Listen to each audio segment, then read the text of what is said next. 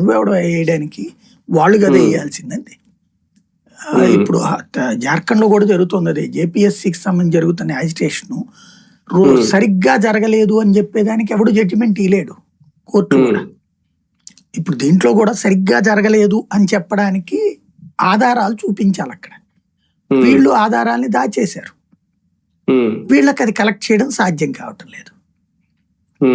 కేవలం ఒక vocabulary 1 to 1 పిలిచారు కదా ఇది అనేటటువంటిది, అట్లాంటి వాటిని కోర్టులో ఛాలెంజ్ చేయాలి కానీ బయట యాజిటేషన్స్ తో వర్కౌట్ కాదు. కాకపోతే వైసీపీ అయితే ఏదో చేస్తుంది, రిలే చేస్తుంది, దానివల్ల మళ్ళీ ఏం జరుగుద్ది, ఎంతవరకు లబ్ధి పొందుతారు అనేది చూడాలి. రైట్ సార్, ఇక్కడ ఇంకొక విషయం ప్రధానంగా పీపీపీ విధానం అనేది ఓకే, జాతీయ ప్రాజెక్టులు కూడా ఎక్కువ పీపీపీల ద్వారానే జరుగుతాయట. కాకపోతే ఎప్పుడైతే రాష్ట్ర ప్రభుత్వం అన్ని విషయాల్లోనూ పీపీపీ వైపుకు వెళ్తుందో భవిష్యత్తు ఎలా ఉండబోతోంది అనేది ఒక భయమా, లేదంటే వైసీపీ ప్రతిపక్షంలో ఉంది కాబట్టి దాన్ని రాజకీయం చేయాలని చూస్తుందా, ఎలా చూడాలి? నిన్న కూడా దీని మీద ముసాయిదా బిల్ తీసుకొచ్చారట. బేసిక్ గా ఒకటి పీపీపీ అనేటటువంటిది మంచి పద్ధతి, ఒప్పుకుంటాను.